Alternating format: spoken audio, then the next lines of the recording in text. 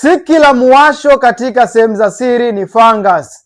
Huu ni mtego ambao watu wengi sana huwa wanaingia na wanajikuta hawaponi miwasho ambayo inakuwa inawasumbua katika sehemu zao za siri. Kabla sijaendelea, hakikisha una save video hii, huenda utaitumia baadaye. Ukweli ni kwamba si kila muwasho ambao unaupata sehemu zako za siri huwa unaashiria fungus. Yapo mambo mengi sana ambayo huwa yanapelekea mtu kuweza kupata miwasho katika sehemu zake za siri, ikiwemo allergy ya ngozi, ikiwemo changamoto herpes,